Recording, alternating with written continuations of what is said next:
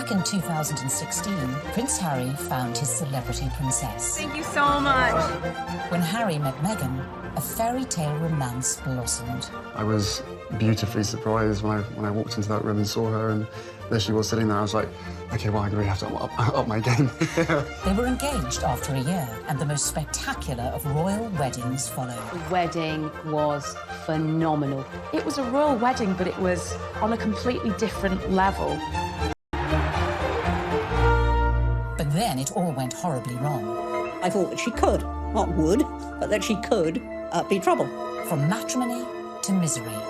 My British friend said to me, I'm sure he's great, but you shouldn't do it because the British tabloids will destroy your life. So how did Meghan Markle lose her sparkle? Bit of breaking news tonight. The Duke and Duchess of Sussex have announced that they are carving out what they call a new role for themselves. And how did she go from media darling to public enemy #1? The scrutiny has proved too much and palace life too stifling.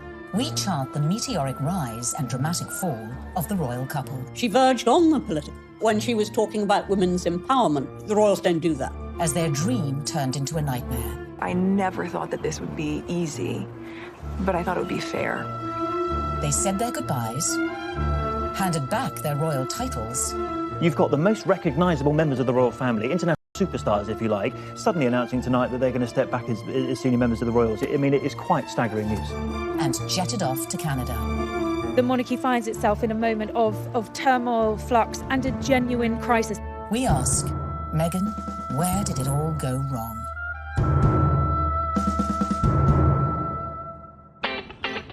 In her dating years, Meghan was said to be an avid reader of 90s book, The Rules, a self-help dating guide read by millions worldwide. But the rules ain't got nothing on the Meghan Markle handbook. Beginning, of course, with step 1, be born into showbiz. To bag your Prince Charming, it always helps to start off in life with celebrity connections. And with Mum Doria and Dad Tom working in the entertainment industry, Meghan was all set. Meghan has a true showbiz upbringing. Her parents actually met on the set of General Hospital. Her dad was working on the lighting, her mom was temping there. It was the late 70s when my parents met. My dad was a lighting director for a soap opera, and my mom was a temp at the studio. I like to think he was drawn to her sweet eyes and her afro, plus their shared love of antiques. Whatever it was, they married and had me. They moved into a house in the Valley in LA to a neighbor. Nice, huh? You like these ponytails? Unsurprisingly, young Meghan soon caught the acting bug and would often visit her dad on the set of long-running TV sitcom Married with Children. Meghan had very much a showbiz upbringing. She would have been on set occasionally. She would have met famous actors and actresses probably from a young age, and understood that they were just people, and understood that there is a work that goes on behind the camera, because that's what her dad did. So she would have seen the reality of what it means to be famous at a very early age. Married with Children was, at the time, considered so risque, it was even boycotted by some viewers. So I grew up on the set of Married with Children every day after school for 10 years. I was there. Wow. I know. It's a very perverse place for a little girl who went to Catholic school, no less, to grow up. There were a lot of times my dad would say, Meg, why don't you go and help with the craft services room over there? This is just a little off-color for your eyes. I wasn't allowed to watch it at home. I could watch the end credits, so I could give the screen a kiss when I saw my dad's name go by. I mean, they seemed very close as father-daughter, and I mean, she was a striking child. She was beautiful, and everyone would comment on how cute she was. But beyond that, and more important than that, was the fact she was just a very nice little girl and very respectful, and just really a sweet kid to be around. I think one of the things that Meghan possesses, which is so ideal for her current role, is a comfortableness, a level of ease in front of a camera. And part of that would have been because she was raised to see the other side of a camera. Like her future hubby, Meghan's parents divorced when she was little, and from age 6, she lived with her mother. But even if she didn't know it yet, with her immersion into the world of showbiz, little Meghan's journey to find her Prince Charming had already begun. As developing a social conscience from a very early age is step number 2. We all know royals love a good charity fundraiser and supporting important causes. So, to increase your chances of royal romance, get involved with a good cause from an early age. Although Meghan's parents were divorced, together they instilled in her a sense of social justice. My mom and dad came from little, so they made a choice to give a lot. Buying turkeys for homeless shelters at Thanksgiving, delivering meals to patients in hospice care, donating any spare change in their pockets to those asking for it. This is what I grew up seeing, so that is what I grew up being. A young adult woke up when I knew something was wrong. While still at school, unbeknownst to her, young Meghan was already learning one of the key attributes to being a princess: helping those less fortunate. She volunteered at a soup kitchen in one of the most impoverished areas of downtown LA. One day, after class, Meghan approached me and she said, "Tell me more about serving on Skid Row." I suggested that she visit the place where I had volunteered because I knew that she would be physically safe there. And she not only volunteered there a few times, but she continued to volunteer at the soup kitchen throughout her time at Immaculate, which was through her senior year. Meghan always took it a step further, not just distributing food, but learning people's names, learning their stories, because that's where I think her compassion comes from, her connection with people. I think it's very important to know that her heart is in everything she does. I got this letter from one of the students who was in her group. This student was very shy, she was very unsure of herself, she was kind of a bit of a loner. And Meghan wrote her the most wonderful, loving note, even though Meghan was not her close friend at all. So I just like to read it, because this gives you a sense of, this is the real Meghan. So it goes, "Dear Michelle, you are so strong and so wonderful. Your courage in strength in times of hardships is as admirable as your optimism and friendly nature. I am so lucky to have you in my group and to be able to lead you on this adventure. Never stop sharing your beautiful spirit and always remember how special you are. I am here if you ever need me. I love you, Meghan." Meghan was already starting to make changes, but coming up, we see how her voice reached all the way to the White House. It just wasn't right, and something needed to be done. And then, in our step-by-step guide to bagging a prince, we reveal how getting to Hollywood... Any actress in America needs a huge breakthrough, and Suits was that show. ...helped prepare her for her future role. I think it well equips her for the intrusiveness that accompanies being a member of the royal family.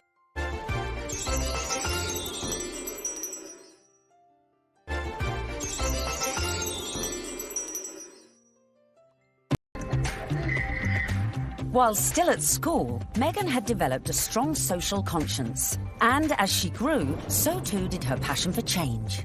Please welcome Meghan Markle. Which in 1993 took her all... That doesn't feel like enough, does it? It's just great evening. Maybe that's better. The fact that Meghan is interested in these causes, that's not new. It's not something that she's taken up after a life of celebrity, that she's suddenly found out that she needs to help people. It really started from the very beginning, when she was just a little girl. So Meghan's first foray into activism came when she was 11 years old, and she and some classmates were watching commercials and analysing them for their social studies class. The gloves are coming off. Women are fighting greasy pots and pans with Ivory Clear. The tagline said, "Women all over America are fighting greasy pots and pans." 2 boys from my class said, "Yeah, that's where women belong, in the kitchen." I remember feeling shocked and angry, and also just feeling so hurt. It just wasn't right, and something needed to be done. My name's Meghan Markle. I'm 12 years old. Last week at my school, we decided to watch the news for social studies. While flipping through the channels, we saw a commercial for the new Ivory clear dishwashing liquid. In the commercial, they said women are battling grease, meaning only women do dishes. This infuriated Meghan, and she went home, talked to her dad about it. Her dad encouraged her to write letters to various people. Meghan wrote to Procter & Gamble, the company who made the advert, to then First Lady Hillary Clinton, and to children's current affairs show Nick News, who sent a reporter to interview her. I don't think it's right for kids to grow up thinking these things, that just mom does everything. So I was wondering if you would be able to change your commercial to people all over America. Thank you, Meghan Markle. Incredibly, the 12-year-old's lobbying paid off. And it was roughly a month later when the soap manufacturer, Procter & Gamble, changed the commercial. The gloves are coming off. People are fighting greasy pots and pans with Ivory Clear. She had a sense that she could affect change, even though she was just one small person. She had a voice. If you see something that you don't like or are offended by on television or any other place, write letters and send them to the right people, and you can really make a difference for not just yourself, but lots of other people. Propelled into the limelight at such a tender age, as an adult, Meghan's passion to effect change would burn no less brightly and push her closer to the world of her prince-to-be, to her future beau's heart.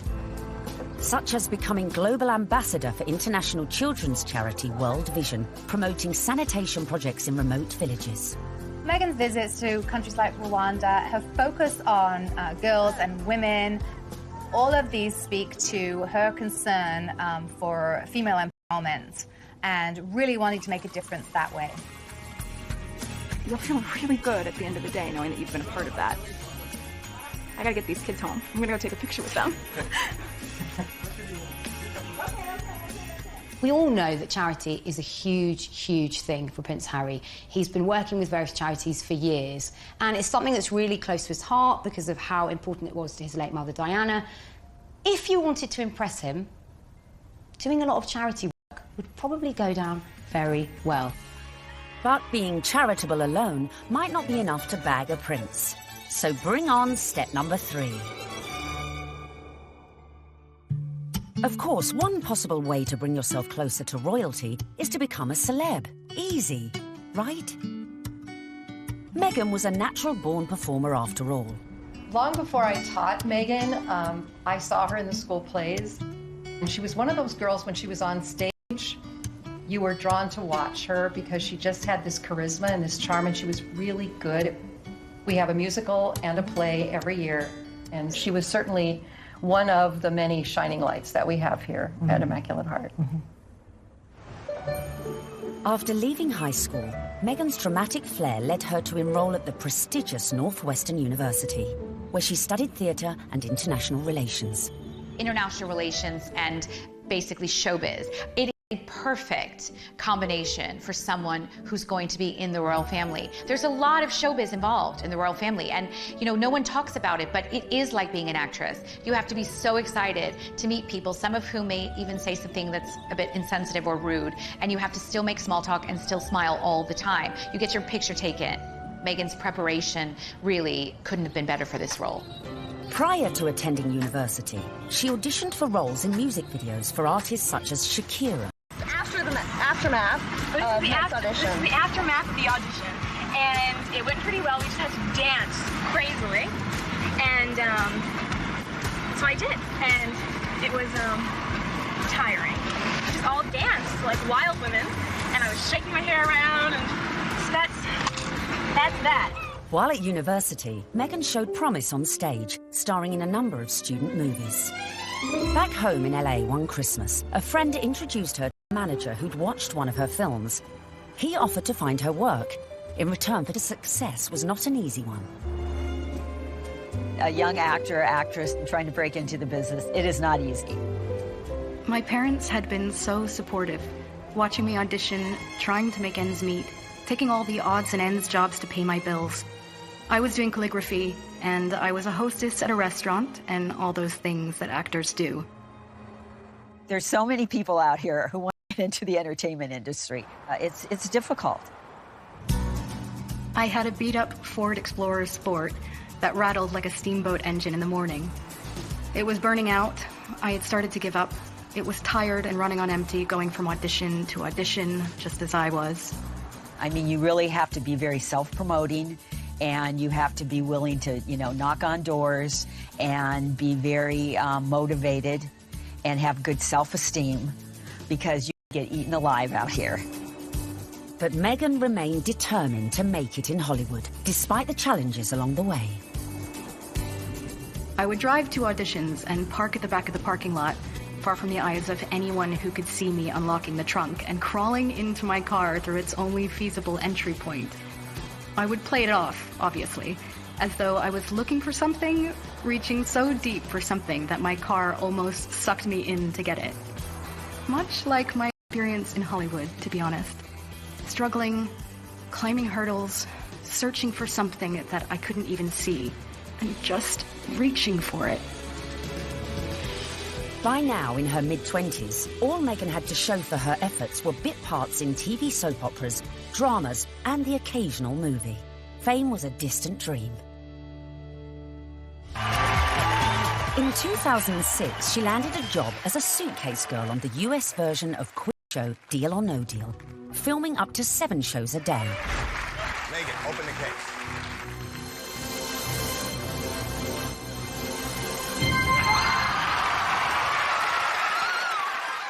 For somebody like Meghan, appearing as essentially an adornment on a game show would not be her ideal job. I'm sure she appreciated the paycheck, but she would have felt creatively unfulfilled. Just to be seen as a pair of legs or a pretty girl holding a briefcase full of cash, that's not what Meghan was after. But unfortunately, that is part of what leads to fame. You have to kind of pay your dues. You don't just start out on a show like Suits. I would put that in the category of things I was doing while I was auditioning to try to make ends meet. I was the ill-fated number, which for some reason no one would ever choose. I would end up standing up there forever in these terribly uncomfortable and inexpensive 5-inch heels, just waiting. But they were limited. Her dad was a lighting director. He wasn't an executive producer. So Meghan had to pay her dues like a lot of other young, beautiful actresses today. Along with the fierce competition facing any young actress trying to break Hollywood, Meghan had a further challenge: her mixed-race heritage. It took quite a few years for Meghan really to be comfortable with her identity. Hollywood didn't help with that, and it must have been very hurtful and very frustrating for her at times. It's not easy making it in Hollywood if you're not blonde and typically, the aesthetic look. And Meghan Markle was definitely struggling in her years trying to make it. I'm biracial. Most people can't tell what I'm mixed with, and so much of my life has felt like being a fly on the wall. And so some of the slurs that I've heard, or the really offensive jokes, or the names, it's just hit me in a really strong way. Being ethnically ambiguous, as I was pegged in the industry, meant I could audition for virtually any role. I wasn't black enough for the black roles, and I wasn't white enough for the white ones, leaving me somewhere in the middle as the ethnic chameleon who couldn't book a job. But Meghan's big break was closer than she thought. At one audition, a casting director advised Meghan to go for a more natural look. This would change her outlook forever. She stopped me in mid-scene and said so simply, "You need to know that you're enough." She saw all that self-doubt beaming through the self-tanner and excessive blush. You need to know that you're enough. Less makeup, more Meghan. And that moment for me was a wake-up call. Meghan had started dating film and TV producer Trevor Engelson in the early noughties, and in 2011, after 7 years together, they got married. Coming up, the moment Meghan found herself in social circles that led eventually to Prince Harry. This was her journey. It started there. And we find out what princes do on a first date. There she was sitting there. I was like, okay, well, I really have to up my game.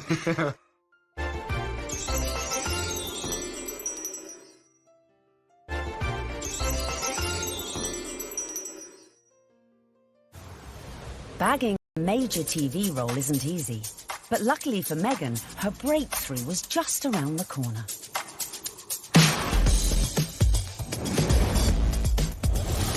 When she auditioned for a new legal drama series, it was just another day in the office. Or so she thought. Suits was set in New York, but filmed in Toronto. It was the 5th pilot I would have filmed. Would I have imagined that this show would not just change my career, but also change my life? Any actress in America needs a huge breakthrough. And what they want is to be on a massive show. And Suits was that show for Meghan Markle. Meghan won the role of Rachel Zane, an ambitious young lawyer. Hi, I'm Rachel Zane. I'll be giving you orientation. Wow, you're pretty. Good. You've hit on me. We can get it out of the way that I'm not interested. No, I'm sorry. I wasn't hitting on you. Trust me. I've given dozens of these, and without fail, whatever new hotshot it is thinks that because I'm just a paralegal, that I will somehow be blown away by his dazzling degree. Let me assure you, I won't. Meghan's character, Rachel Zane, was what we might call a grafter. She worked her way up, she had rich parents, but she didn't want to take any help from them. I guess there could be some crossover between Meghan's character, Rachel in Suits, and her normal everyday life. Her role within that, she's a strong, independent woman. Do you know what I mean? She commands respect, she commands authority. So when you look at Meghan in everyday life, she does that as well. You know, there is kind of some fluidity between those two roles there, for sure. Very strong, driven, independent women, but they really have a heart of gold. They're a bit of a soft touch. They'll help anybody. We know this of Meghan, and I think as the show went along, Meghan was able to incorporate more of herself into the character. The flip-flop culture is part of just who I am. I love my cutoffs and flip-flops and being as relaxed as can be, which is why it's so fun to dress up and play Rachel. Finally, after years of graft, she'd landed her big break. The show was a hit. The USA Cable Network commissioned a second series, and Meghan moved full-time to Canada to be near the studio. Meghan's move to Toronto was a big deal. She's very close with her mother, Doria, and she moved away from home and her friends in LA to go start a new life in Canada. So Meghan chose not to live in, like, the poshest area of Toronto. She chose Seton Village, which is more back, tree-lined, and people keep to themselves, and that's exactly what Meghan did. So much so that her neighbors didn't even know who she was. But not for long. The show soon became an international smash, catapulting Meghan to fame and to becoming a household name. I'd never watched Suits. I'd never heard of Meghan before. Well, nearly a household name. He had to say that. She was so sexy in it. He couldn't say, like, I've actually seen her, like, passionately kissing loads of guys. And I was like, yeah, I want to marry that. When she landed the role in Suits, Meghan became a legitimate, bona fide celebrity. This was the first time that, you know, she would have had her name called out on a red carpet. This was the first time she would have been tapped. So this was a big adjustment for her, and it all happened away from home. But being away from home wasn't without problems. For two, the problem with the marriage was the distance. And no sooner were they married than she got the gig on Suits, and she was in Toronto and he was in LA. And the relationship just didn't last. Meghan may have been unlucky in love, but her star was on the rise. And with stardom came power. Before filming season 4 of Suits, Meghan complained to the program makers. She once said that every script seems to begin with, Rachel enters wearing a towel. And at some point, she put her foot down and was like, no, I'm not doing that. She doesn't need to be that. And the character evolved. I didn't think you'd be so naive. Excuse me? Your job wasn't to talk to Mr. Bailey once, and after being moved by his tale of woe, tell me to jump him to the top of the pile. It was to assess his case and present evidence. And it's exactly what I'm doing here. I just left 2 boxes of textbook prosecutorial misconduct with your secretary. You found all of that since yesterday? Yes, because while I may only be a second-year law student, I have been a practicing paralegal for the past 8 years. Looks like I have some reading to do. I'm sorry for interrupting your day. Good afternoon, Miss Zane. Meghan's global exposure as Rachel Zane was perfect prep for another future role. I think it well equips her for the intrusiveness that accompanies being a member of the royal family and being followed at every turn, because she was very used to, you know, sort of putting her own life in the spotlight.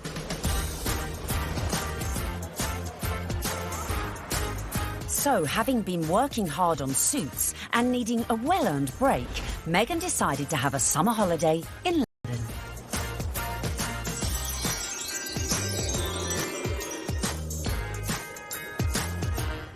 The summer of 2016, which turned out to be a very important summer for Meghan, was actually initially a bit of a getaway, a bit of a girls' holiday, a romp around Europe, a celebration of the fact that she was newly single, and she decided that she'd come on a road trip. When she came to London, Meghan had a couple of girlfriends over here. Misha Nunu had opened up quite an elite circle of friends to Meghan. Among them was Violet von Westenholz, who was working for Ralph Lauren at the time as a PR, and had the opportunity to dress Meghan Markle in some outfits when she was doing some promotional work for Suits. And while they were dressing Meghan, she and Violet established quite a nice rapport, so much so that Meghan was invited into the VIP hospitality tent at Wimbledon that summer to watch her good friend Serena Williams play a game of tennis. Obviously, you go to Wimbledon and you hang out in the VVIP area. She was sitting in the royal box, pretty much. She was just close by. All the pictures have shown she's like an arm's throw away from Pippa Middleton. Is rumoured to have suggested Meghan might like her friend Harry. That's Prince Harry to you, who also just happened to be single. Amazingly, for a royal romance, it started on Instagram. And Harry had a look through Meghan's Instagram page. I was told Meghan had a look through Harry's Instagram page, and it was Violet who really had brought them together. She played matchmaker. Whoever set them up must be sitting there, literally patting themselves on the back. Can you imagine being the person that introduced them? Because it's like the best PR move ever. I didn't know much about him, and so the only thing that I had asked her when she said she wanted to set us up was, I had one question. I said, well, is he nice? Their first date is believed to be at Soho House in London. Meghan had strong ties to Soho House. She was a regular at the Toronto outpost and very good friends with Marcus Anderson, who is one of the directors of Soho House. Marcus Anderson cleared rooms and corridors so that they could meet completely in private without the risk of being spotted or photographed. I was beautifully surprised when I walked into that room and saw her, and there she was sitting there. I was like, okay, well, I really have to up my game. I had to sit down and make sure I got a good chat. They got to know each other over a bottle of rosé. They clicked, I was told, immediately over their joint passion for charity work, their love of philanthropic work, and there was an immediate spark. We met twice back-to-back, 2 dates in London last July. Yes. Then it was, I think, about 3, maybe 4 weeks later that I managed to persuade her to come and join me in Botswana. What happened next was the start of fairy tales, as the couple embarked on a whirlwind romance. Harry and Meghan, they were both astonished at how quickly their relationship developed and how deeply they felt for one another, almost from the get-go. I think perhaps a sign that things had gotten off to a good start and were actually really accelerating rather quickly in terms of a royal romance was when Meghan started referring to Harry as Has to her friends, and he was affectionately calling her Meg to his. Though originally worlds apart, they had much in common after all, both with divorced parents, both famous, and sharing an interest in the developing world. It was one of the first things we started talking about when we met, was just the different things that we wanted to do in the world and how passionate we were about seeing change. I think that's what got date 2 in the books, probably. Plenty to talk about. And date 2 quickly led to their first trip away together, a mere month later, on safari in Botswana, a country close to Harry's heart after first visiting following his mother's death 19 years earlier. We camped out with each other under the stars. We spent, Karen was crucial to me to make sure that we had a chance to get to know each other. A secret long-distance relationship then ensued, with the occasional clue, such as the couple being separately pictured wearing matching blue bracelets, and the odd tantalising social media post. But it wasn't long before the couple went public. So the next step to bagging a prince is perhaps the hardest: the engagement.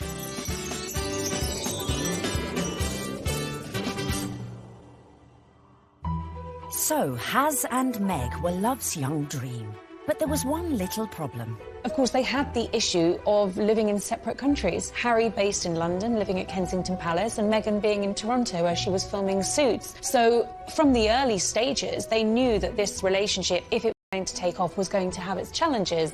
More often than not, it was Prince Harry jumping on a scheduled flight incognito in a baseball cap and a hoodie with just a single protection officer in tow and taking a regular British Airways, usually, flight to Toronto. He was never seen, never spotted, and so they were able to conduct those early months of their relationship in clandestine and get away with it. They did have this pact to see each other. That's why the long-distance relationship worked. And the other agreement they had was that they would tell as few people as possible. For Meghan, that pretty much stopped at her parents and 2 of her best friends. For Harry, he confided in his father, his brother, and 2 of his best friends. And by doing that, they really kept it in a very tight inner circle. Astonishingly, the couple managed to keep things on the down low for 3 months, until late October, when the cat, or should that be corgi, was out of the bag, after an anonymous source leaked the story to the press. Well, I can't say much about how the story came about, apart from that the information that he was seeing Meghan came to light. And what was interesting in that circumstance, covering a story like that, is normally a name might be mentioned linked to Prince Harry and you wouldn't know who they were, and you'd have to try and research them, and you might not find very much online because they're a private individual. Of course, in Meghan's case, there was reams and reams of information about this American actress with illustrious history, not only of starring in shows like Suits, but also with this huge charitable side to her. The fact that she had been involved with the UN and everything became apparent. So really, you have a one-fact story like that and it breaks, and the rest of Fleet Street is then playing catch-up. And it was then after the story broke that you found descending on Meghan's house, chasing after anyone that ever knew her, chasing after family members. I think both of us were totally surprised by the reaction after the first 5-6 months that we had to ourselves. Now everyone knew about their relationship, but would everyone approve? Especially Harry's inner circle of trusted friends. But they also welcomed her, and by the March of 2017, Meghan was invited to his best friend's wedding. Harry flew Meghan out to Montego Bay for the wedding of old Etonian pal Tom Inskip. She was made to feel very at home, the friends were very welcoming, and she started to actually forge friendships with these people on her own. And that's really lovely that, you know, Prince Harry at the wedding of his pal, and his pals are saying, you guys could be next down the aisle. I mean, what's better than that? They could obviously see that this is genuine. This is a real thing. Well, one of the things I was told by someone at that wedding in Jamaica was that they'd never seen Prince Harry look so happy. And in fact, at the wedding reception, there were jokes of, you two will be next. And actually, those were accurate predictions, because they were. Coming up, the royal to-be's first public appearance. I don't know how many people were actually watching the wheelchair tennis match, because a lot of people were watching Harry and Meghan. And just how did Meghan's prince pop the question? I had the ring in my finger and I was like, can I give you the ring? And she was, oh yes, the ring.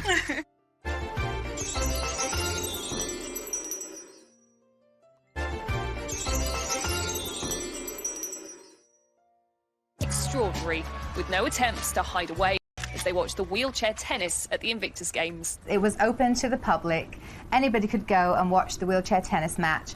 Although it has to be said, I don't know how many people were actually watching the wheelchair tennis match, because a lot of people were watching Harry and Meghan.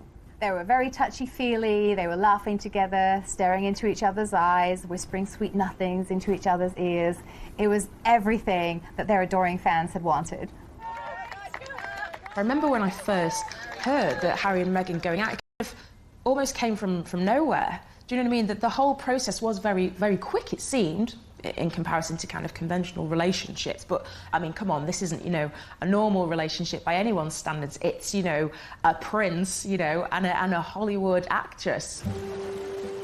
Harry and Meghan were now well and truly in the public spotlight. But after 16 months of dating, Meghan got her private moment. While staying with Harry at night, popped the question, and Meghan said yes. This afternoon, Prince Harry and Meghan Markle stepped hand in hand into the sunken garden at Kensington Palace. Step number 5 was done. The ring was on it. This was the news the world had been waiting for. Meghan mania ensued, only fueled by a picture-perfect photo call on the 27th of November 2017.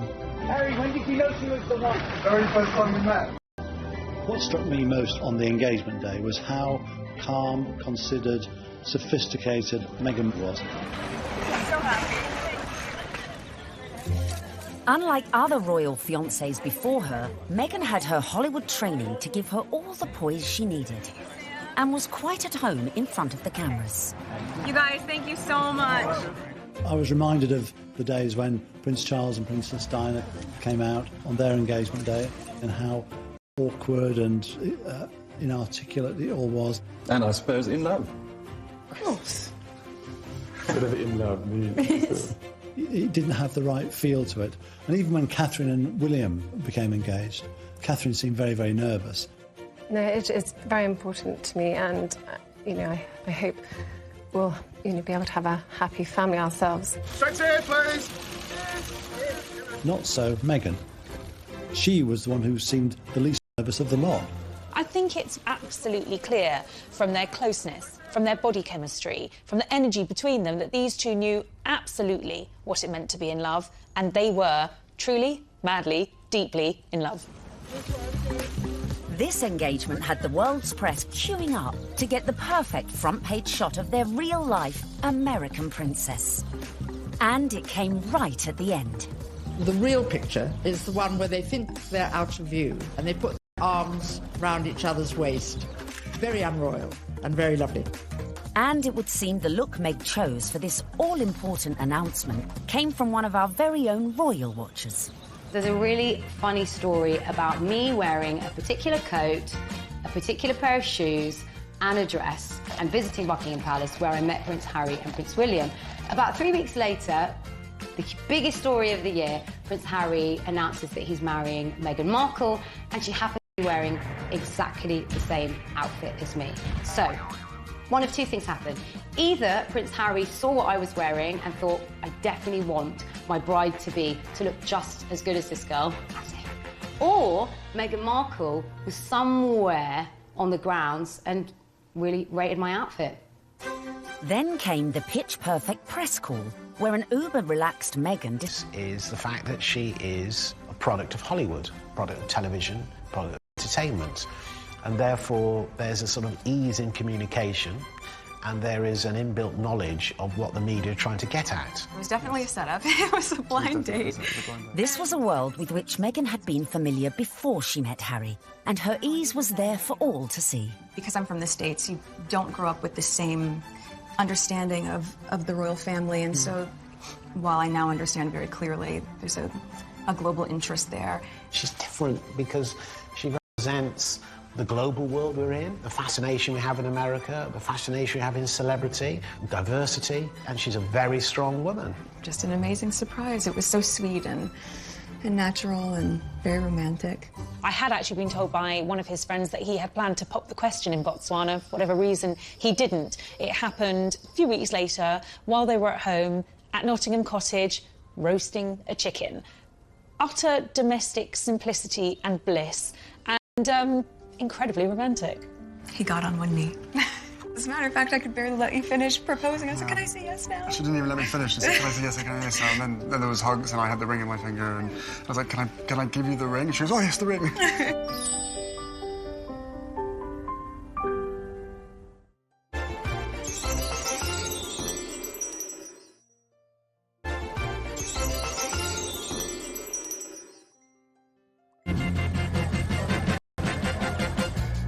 Meghan and Harry were united in their passion for change.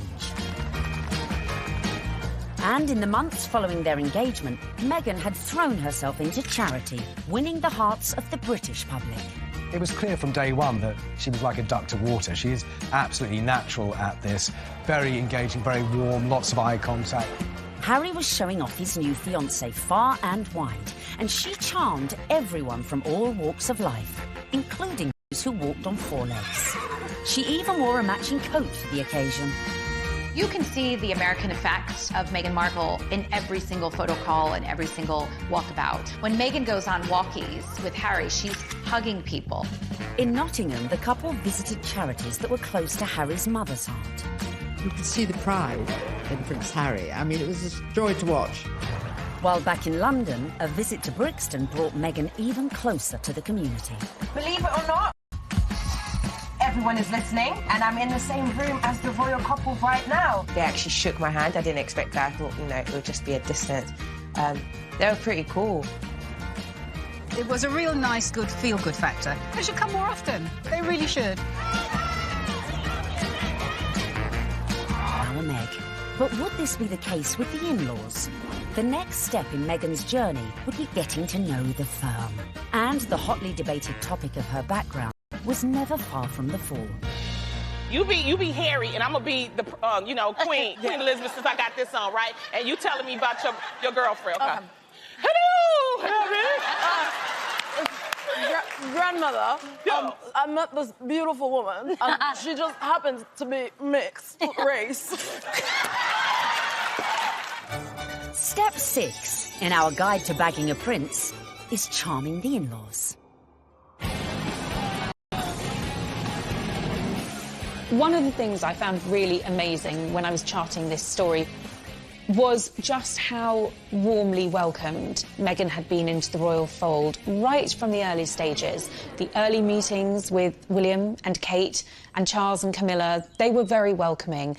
And actually the speed at which Meghan was introduced to the Queen was very surprising. When I looked back at Harry's relationship with Chelsea, it was several years before Chelsea was introduced to the Queen. Cressida, who dated Harry for 2 years, was never introduced to the Queen, but within a matter of mere months of dating her, Harry had Meghan meet the Queen. She's an incredible woman. And the corgis took to you straight away. That's true. In fact, Queenie was so impressed that mere weeks after the couple's engagement, she took the unprecedented move of inviting Meghan to spend Christmas in Norfolk at Sandringham, giving Meg the opportunity for a serious charm offensive.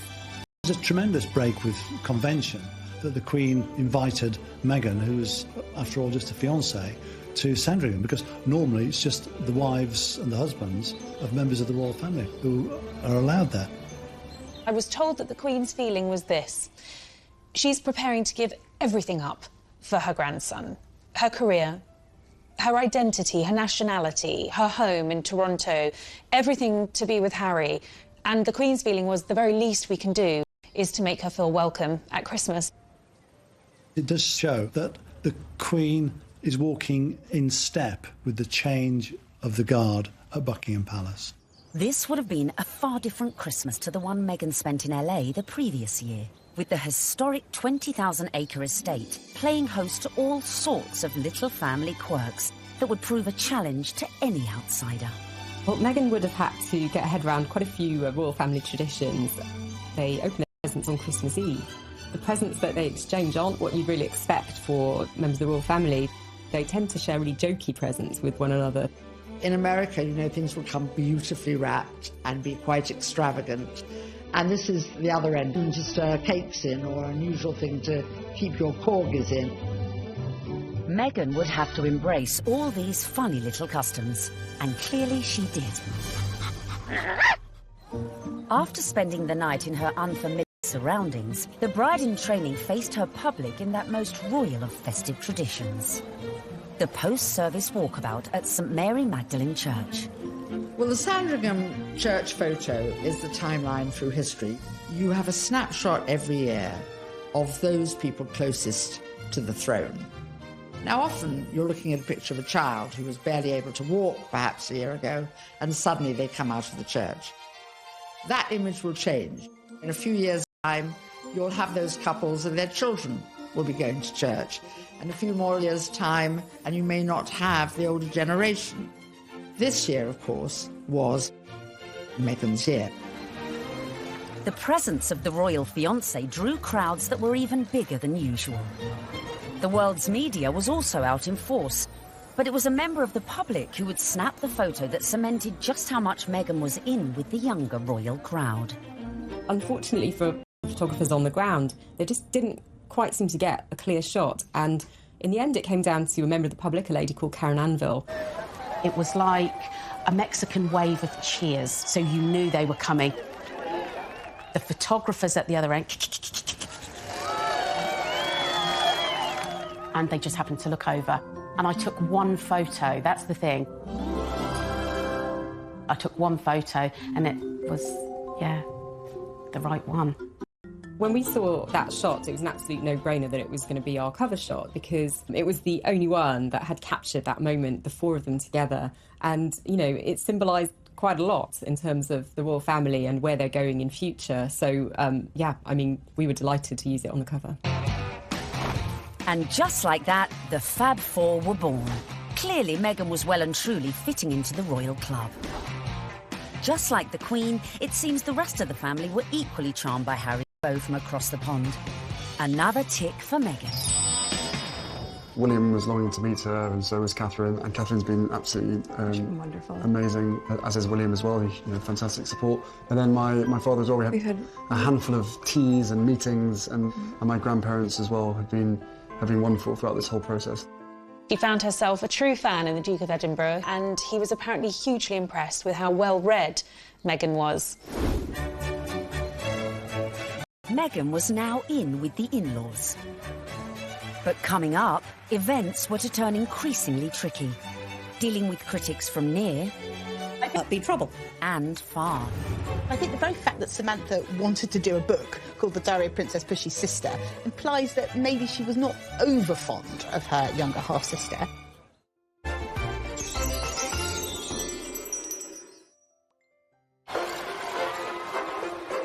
Meghan was proved popular with the in-laws, the friends, and was now conquering the British public. But what to do when you find out not everyone likes you? I don't know about this Meghan Markle. Yeah, she's too confident and self-assured. You see what I mean? This water feature's shit, isn't it? Yeah. Oh my God, I thought I was doing so well.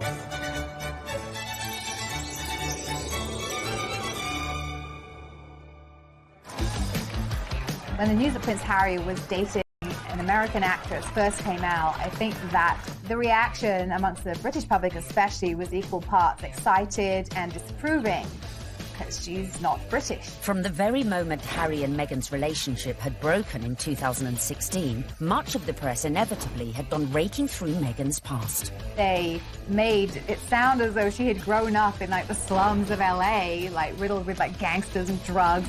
With some reports focusing on the breakup of her parents' marriage and relationship with her half-siblings. Time is 7 minutes Harry past. didn't help matters when he went on to guest edit BBC Radio 4's Today programme. It started well.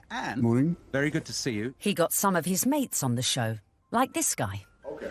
But I need a British accent. But if you start using long pauses between the answers, you're probably going to get the face. Let me see the face. Oh, okay. But during the course of the programme, Harry answered one question about Meghan. It was your future wife's first Christmas with the in-laws. How was it? She really enjoyed it. The family loved having her there, and it's the family that I suppose she's never had. It's the family that I suppose she's never had. But Harry's comments did not go down well with one member of his future wife's family. Meghan's half-sister Samantha was very cross with what Harry said on the Today programme about the family not being close or a normal family. Samantha tweeted that that was really not the case, and she defended their family as a normal family, a close family, a loving family, and didn't understand what Harry was talking about. And that wasn't the last we'd hear of Samantha, who went on to threaten publication of a tell-all book called Diary of Princess Pushy's Sister. I think the very fact that Samantha wanted to do a book called The Diary of Princess Pushy's Sister implies that maybe she was not over fond of her younger half-sister and maybe is a little conflicted about Meghan's success. There's no bigger media vulture with this wedding than you, is there, Miss Markle? I mean, how you have the gall to come on here and talk about media? You've been trashing it for 2 years, you little vulture. I've made it clear in several interviews that you can't judge a book by its cover, and similarly, you can't judge a book by its title. Samantha also criticised Meghan's charity work. If you are interested in helping those less fortunate than yourself, it really should begin at home. Could all this bad publicity derail the wedding? And just how should Meghan respond to this particularly barbed attack? The temptation must have been huge for Meghan to have responded to the critics, who were, of course, her family members. She kept a dignified silence. I mean, you've got to feel for Meghan. What would you do if your family were being an absolute nightmare? It is seriously embarrassing. So she does what any of us would do. Hashtag ignore, ignore, ignore. But would Meghan be able to keep her composure in the face of her next critic. A certain ex-Tory MP, a die-hard royalist, who voiced her doubts about Meghan, not in private, but in the most public setting possible, the celebrity Big Brother house. OK, let's take a vote. I think she's trouble. How long do you think she's going to be? 5 years, 10 years, 20 years? Why do you think she's trouble, Anne? Background, attitude, I worry. She's older than him. She's been married before. Yes.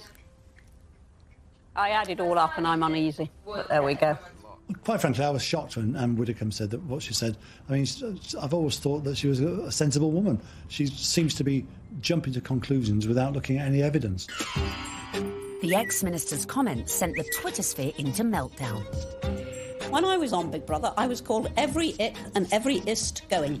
I was homophobic, xenophobic, racist, sexist, misogynist. Nothing I said could have been remotely construed as racist by any sensible observer. I mean, all I said was I thought that because of her background, and I was thinking of freewheeling Hollywood background, you know, former marriage, all the rest of it, that because of her background, I thought that she could, not would, but that she could be trouble. She had, I think, the older generation's view of this is an outsider, a foreigner, coming into a very British organisation, almost, you could say. How is that going to work? The thing that all of us have to do is adapt. We're in the here and now. Embrace. But one woman who was not prepared to embrace was Jo Marnie, girlfriend of then UKIP leader Henry Bolton, who sent a series of racist texts. Even then, Meghan kept quiet. The royals' mantra is often put up points, so actually her approach, maintaining that dignified silence, not justifying or even giving any credence to these claims, some of which were really quite unpleasant. Well, it was a very royal approach to things. Look, Meghan is showing the makings of a true princess. You've got to have that decorum. You've got to, on some occasions, actually, you know, keep silent and pick your battles. Even more flack came Meghan's way when she took to the stage with her potential prince, his brother and Kate at the Royal Foundation in February 2018. People say, well, you're helping women find their voices.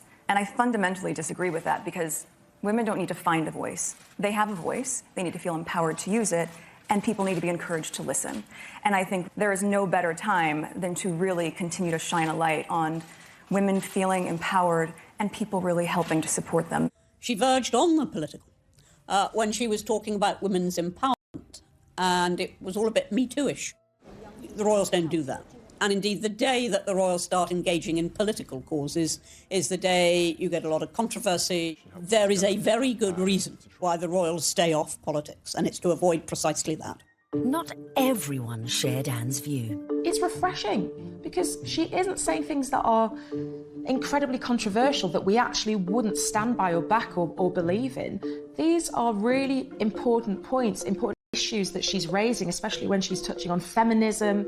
But was Meghan risking her relationship with the royals and the public? She's clever. She's using her voice in a good way, and she has actually been backed by the palace.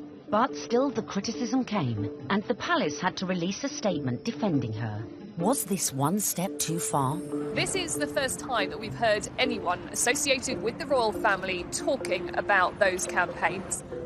The Kensington Palace stressed it would have been impossible for Meghan to talk about issues surrounding female empowerment without talking about those campaigns. Well, I think that by touching on the Me Too campaign, Meghan probably knew that there was going to be some kickback, and indeed there was. But actually, she got far more people saying, this is great, this is what the royal family needs to be doing more of. Phew. Looked like Meghan had found just the right balance to please the palace, her people, and most importantly, her prince. So, next step in our guide, embrace your prince's religion. She signed up to the Church of England, of which the Queen is supreme governor. And exactly 100 days after her engagement announcement, Meghan was baptised in the chapel of St James's Palace by the Archbishop of Canterbury. It was very special. It was beautiful. Though she had attended a Catholic school in LA, Meg had a Protestant background. Her father member of the Episcopal Church of the United States. It would not have been an enormous step, to get baptised, but it was a big step in a way. But I think out of deference to the Queen and to her very strong faith, it sort of tidied things up, and it augurs well for the future because she will have to attend many, services in Church of England cathedrals. Coming up, Meghan's headed ever nearer to that chapel of love, but the journey would become increasingly problematic. With a guest list to organise... Have you got an invite to the royal wedding? Have I? Yeah. Not that I know. And dramas coming thick and fast from her very own family. All of a sudden, his health isn't good, and he can't come to the wedding. Dun, dun, dun!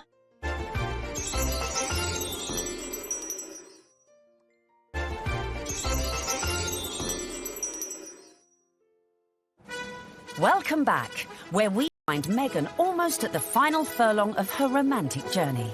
But managing your wedding carefully was not to prove so easy for our Meg. First hurdle, the date. The wedding of Prince Harry to Meghan Markle. The date, the 19th of May, 2018. Recent royal weddings had all been held on weekdays, but not this one. I think that they thought, we want people to enjoy this, so why not do it on a Saturday? And if you think about most weddings that you and I go to, they're at the weekend. So why wouldn't you follow suit? But there was one reason to avoid that Saturday. It had already been announced as the date of the FA Cup final. As president of the Football Association, Harry's brother Prince William was expected to take his usual place in the royal box at Wembley. And millions more were looking forward to watching the game on TV. I think my wife would probably want to see the royal wedding. So what I'll probably do, I'll probably leave her on her own, maybe some of her friends. I'll go somewhere else where like-minded people want to watch the FA Cup final. I would so prefer to watch a royal wedding, not interested in football. Harry and Meghan solved the problem for TV viewers. They announced that their ceremony would begin at noon, several hours earlier than kick-off time.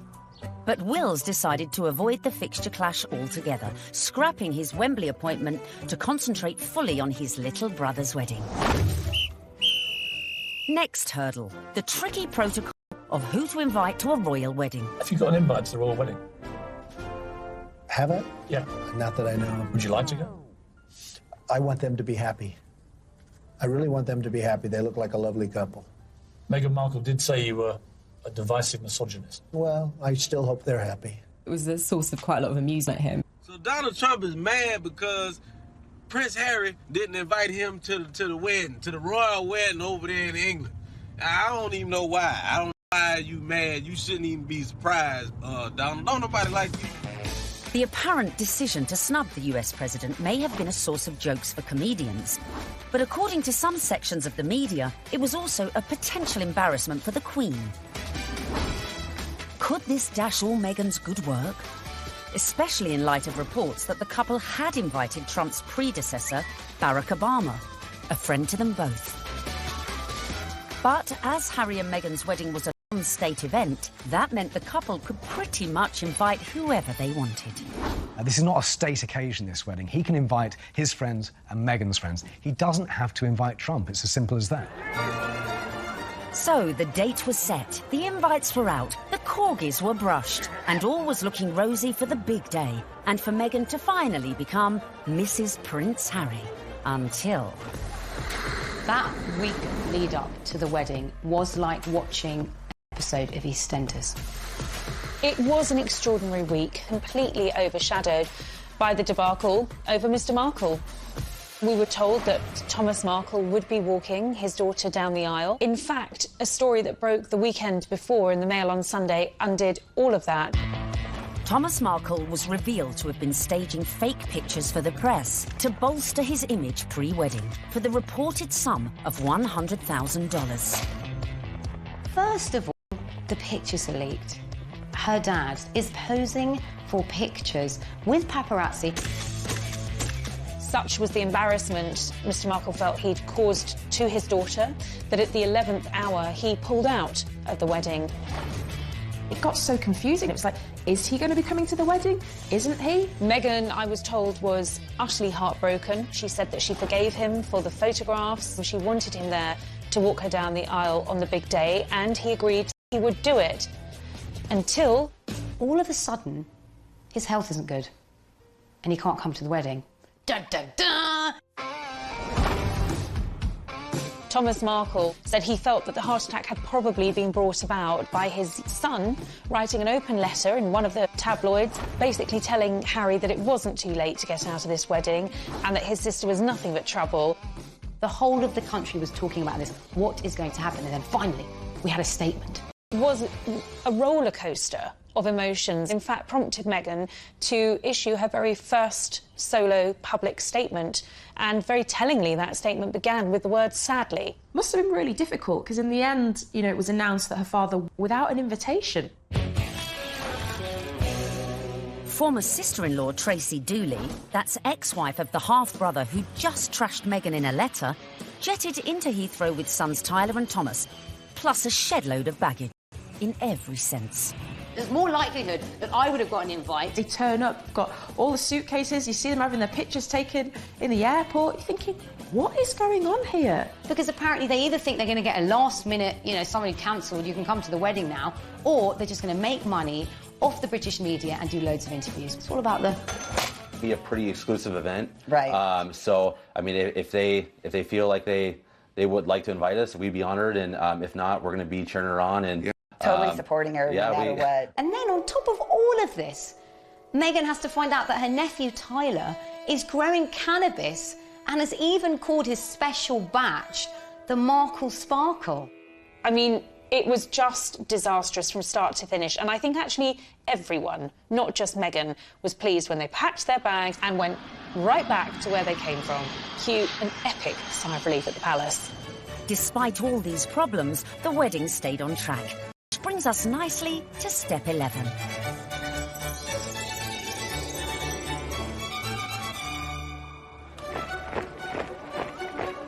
Finally, on the 19th of May 2018, less than 2 years after Harry and Meghan's very first date in Soho House, the day we'd all been waiting for. The world tuned in for the fairy tale wedding of the century. Let's face it, if you're marrying a prince, you may as well pull out all the stops. Meghan and Harry really did have the ultimate fairy tale wedding. You know, they didn't choose St. Paul's Cathedral, where, of course, we saw Charles and Diana wed. They didn't choose Westminster Abbey, like William and Kate. They chose Windsor, which is a lot smaller and feels a lot more private. I was there at the wedding on the day, and Windsor felt like literally a fairy tale come to life. Everything was magical. And as the 600 guests drifted in, it was a veritable who's who of the world's A-listers, from music, film, and sport. I think this was the very first really modern royal wedding that we've ever seen, and it was a true marriage of Hollywood royalty with British royalty. Oprah Winfrey, Idris Elba, George Clooney and Amal, and a cast of Suits. You had Hollywood stars mingling with British aristocracy. It was extraordinary to see. By the time HRH arrived, the atmosphere at Windsor was electric, with 200 representatives from the Prince's charities among the 2,640 cheering envoys, included Princess Charlotte and Prince George, plus the children of some of her closest friends. Sporting the uniform of the Blues and Royals, the regiment Harry served in the army, the groom arrived with a familiar-looking best man.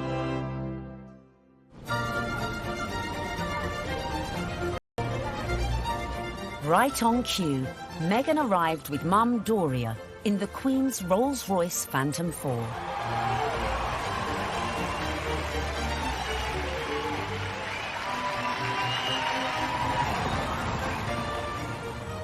The wedding was phenomenal. The wedding was amazing. I mean, we all wanted to see what she was wearing. And we weren't disappointed when Meghan stepped out in a Givenchy dress with a veil featuring flora and fauna from 53 Commonwealth countries. Topped off with her something borrowed from the Queen, Queen Mary's diamond bandeau tiara.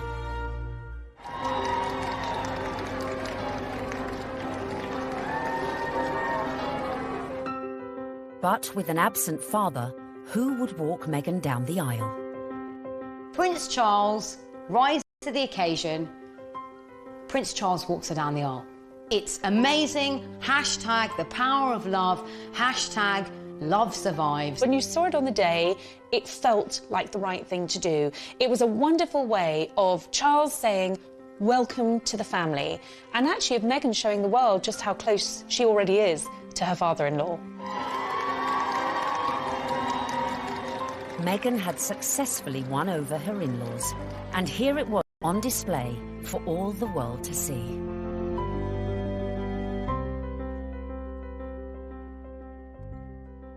It was lovely. It was really lovely. It felt positive, and yeah, you couldn't help but smile watching it. When the night has come. So, not only had Meghan married a prince, but she had ensured that their wedding would be one that the British public would never forget. And neither would the 60 million who tuned in from around the globe. No, I won't be afraid. It wasn't your typical royal wedding. We had been told by courtiers to expect some surprises, but I don't think anyone expected quite what we saw. Listening to that incredible gospel choir, which was a beautiful touch and a wonderful nod to Meghan's dual heritage. Stand by me. Stand by me. Inside, you've got the gospel choir, you know, raising the roof with the music. You've got the reverend. Was one of the stars, one of the unexpected stars of the day. I don't think anyone was expecting his sermon. I certainly don't think the royal family were expecting his sermon, because the look of surprise, and I might say bemusement and bewilderment on some of their faces seemed to suggest that they were quite taken aback. We must discover the power of love, the redemptive power of love. And when we do that, we will make of this old world a new world. He started speaking. He just had everybody on the edge of their seats, whether you were there or you were watching it on the television. The room felt alive. I don't think St George's Chapel has ever heard such an effusive address, or heard Martin Luther King quoted in that way. There's power in love. Don't underestimate it. Don't even over-sentimentalize it. There's power in love. You know, there is power in love, and if we hadn't heard it once, it was drilled into us, so we knew that by the end of his sermon. Well, there's power in love. Her family weren't there. It was just her mother. But her story, her African-American heritage, that was all beautifully reflected in the ceremony and in the day itself. All these things that are really very Meghan just made you realise how much more the world is coming together. It was poignant, powerful stuff. Meghan, I give you this ring. Meghan, I give you this ring. As a sign of our marriage. As a sign of our marriage. By the joining of hands, and by the giving and receiving of rings. I therefore proclaim that they are husband and wife. She'd done it! She'd got the ring and she'd married her prince. Watching that wedding, you know, even if you're not a royalist and you're not a romantic, you really couldn't help but be taken in by it, because it was two people that actually seemed like they were really in love, which on any level is just so nice to see. The party was only just getting started. Serena Williams playing beer pong, I bet she aced it. Meghan had gone from actress to duchess. And our penultimate tip, really for those who've gone and bagged their prince, is celebrate with the best ever party. Immediately after the wedding, the couple had all 600 guests back to St George's Hall for a wedding breakfast, which was hosted by Her Majesty the Queen. But the real golden ticket to that event was the private evening party, which was hosted at Frogmore that evening by Prince Charles.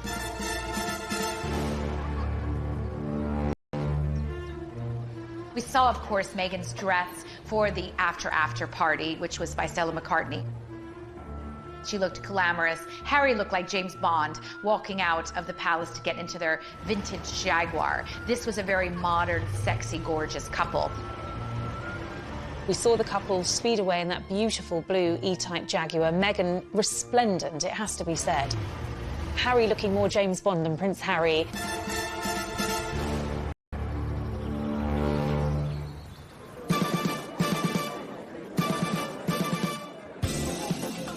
Anyone who was anyone was there, sipping on their When Harry Met Meghan ginger and rum cocktails.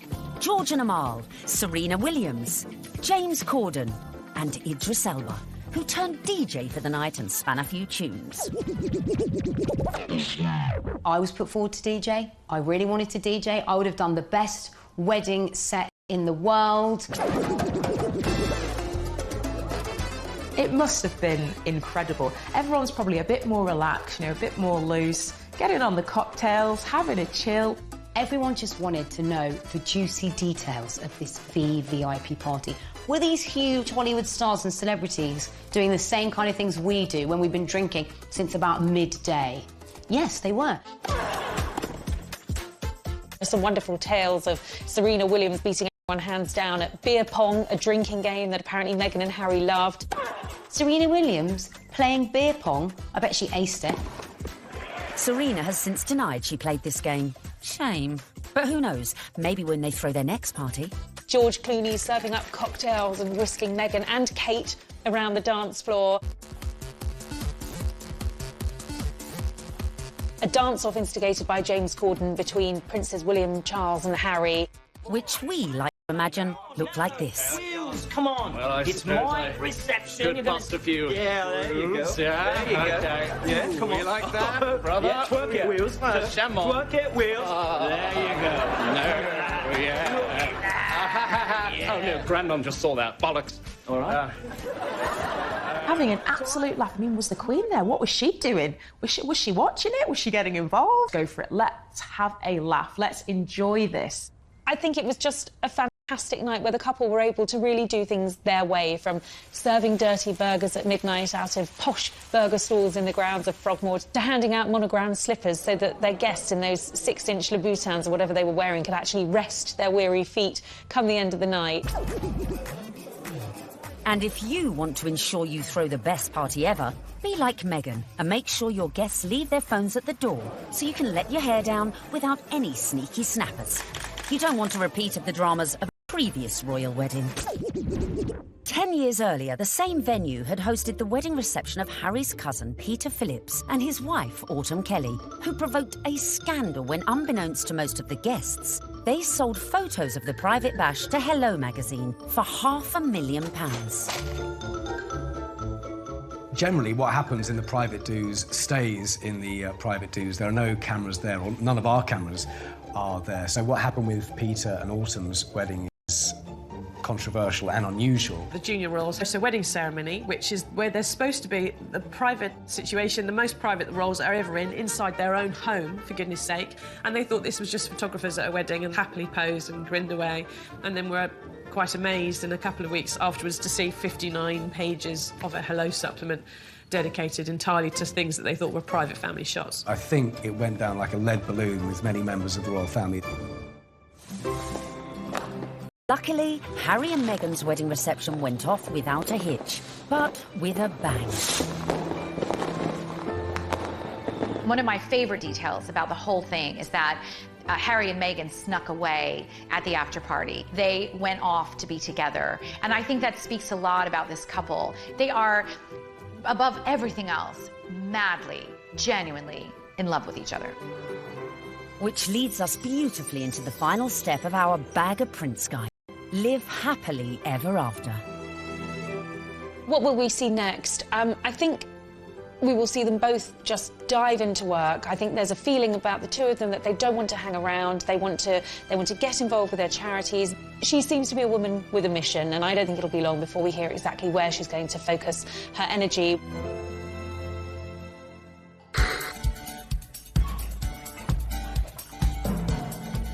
So there you have it.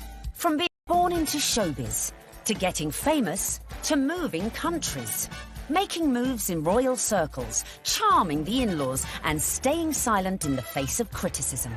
Meghan Markle might not have set out to bag a prince, but follow her lead, and maybe you could do it too.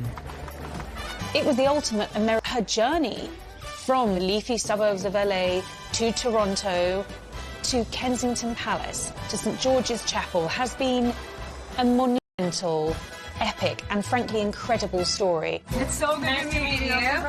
She's a modern woman This is how we all live, you know, from mixed race families, you know, interracial marriages, coming from different countries. That is what society is about now. The fact that she's unusual for the royal family, I think the fact that she comes from a different country, a different background, it's just a plus. She is very much a breath of fresh air. She's incredibly focused. She's incredibly driven. Women don't need to find a voice. They have a voice. They need to feel empowered to use it, and people need to be encouraged to listen.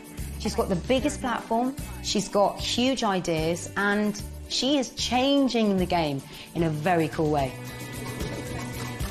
And she makes Prince Harry happy, and so he now has that partner that he said he always wanted to share the load with. And in Meghan Markle, he found it. If this were a movie script, you would say that Meghan completes him.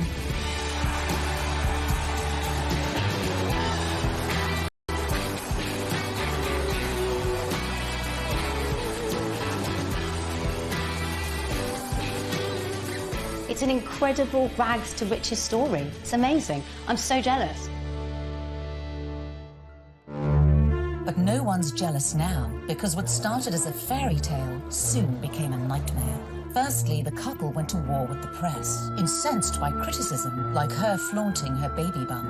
And then they launched a legal battle against the Mail on Sunday, after they published a handwritten letter Meghan had sent to her estranged father. When I first met my now husband, my friends were really happy because I was so happy, but my British friends said to me, I'm sure he's great, but you shouldn't do it because the British tabloids will destroy your life. Next, Harry and Meghan got flack for spending nearly £2.5 million of public money upgrading their official residence, Frogmore Cottage. They have no plans to give up their royal home here in Windsor. It's called Frogmore Cottage, although in truth it's more of a mansion after a £2.5 million facelift paid for by taxpayers. Their son Archie was born in May 2019, and the first signs of a royal rift were spotted when he was not given a title, instead being referred to as just master. More press criticism followed when the couple decided to use a private jet to take them on holiday. Finally, the bombshell. The couple stepped back from their royal duties, handing over their titles and jetting off to Canada, as Harry explained at this after-dinner speech. The decision that I have made for my wife and I to step back in years of challenges. And I know I haven't always got it right, but as far as this goes, there really was no other option. You've got the most recognisable members of the royal family, international superstars, if you like, suddenly announcing tonight that they're going to step back as senior members of the royals. I mean, it is quite staggering news.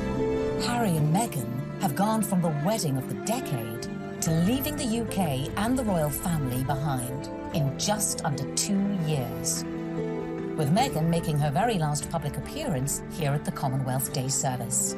How could such a fairy tale descend into such misery and acrimony in such a short space of time? I never thought that this would be easy, but I thought it would be fair. Who could have imagined that what started so well could all go so horribly wrong?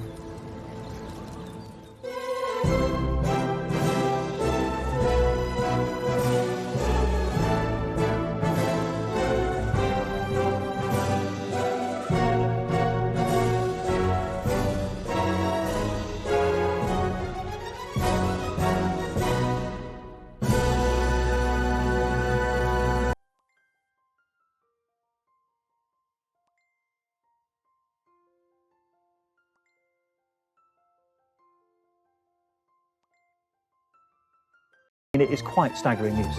And jetted off to Canada. The monarchy finds itself in a moment of turmoil, flux, and a genuine crisis. We ask, Meghan, where did it all go wrong?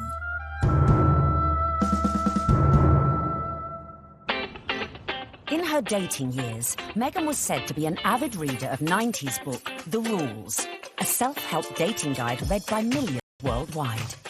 But the rules ain't got nothing on the Meghan Markle handbook. Beginning, of course, with step 1, be born into showbiz.